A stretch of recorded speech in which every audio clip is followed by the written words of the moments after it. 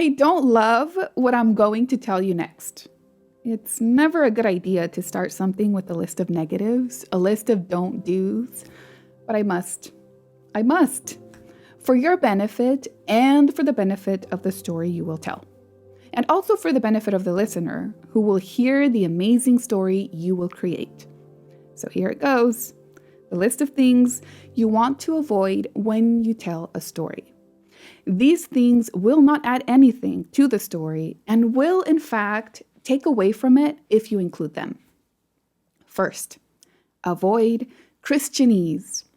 Christianese are those words and phrases we use as Christians that mean something to us, but make no sense and in some cases are confusing to the non-Christian.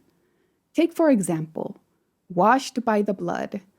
I love this phrase. As a Christian, I understand its profound meaning. I am saved, I am clean because Jesus died to pay for my sins. But think of the picture painted in the mind of the non-Christian. It's not pretty. Another phrase, and this one's a little funny. Quiet time. We know it refers to that time spent in prayer or quiet reflection. But doesn't it sound a lot like a child in timeout? Or is that just the mom in me speaking?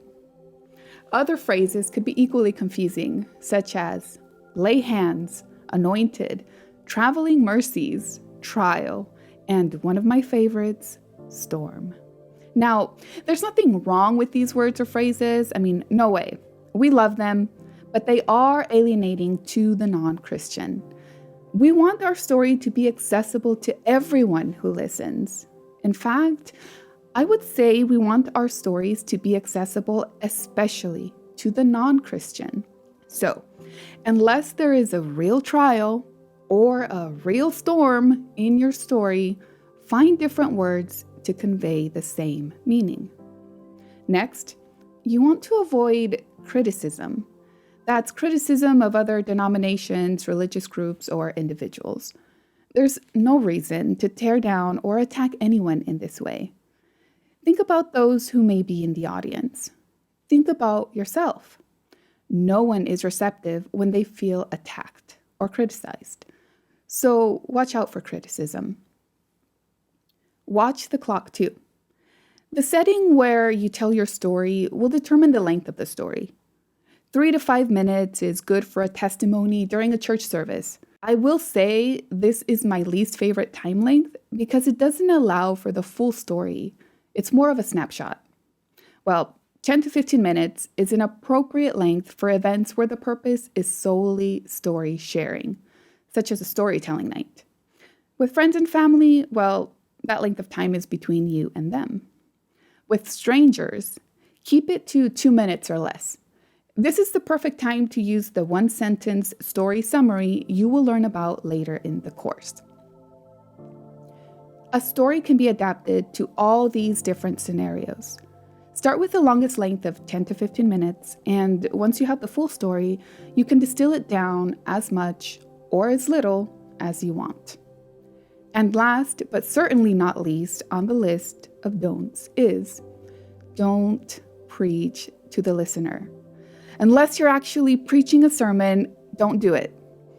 If you want the listener to tune out, then, well, by all means, start preaching. Start telling them what they should do, what they should take away from your story, and what they should have learned. I know, though, that you want them to listen, to be engaged, so I know you won't do this. But you may say, how then do I tell them what I want to tell them? In other words, how do I deliver the message in my testimony, in my story? Simple. Let the message be embedded in the story. Don't explicitly tell them what you want to tell them.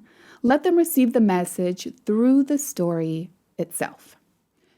If your story is structured well and you use the tools I'll discuss here, you can feel confident your message will come across.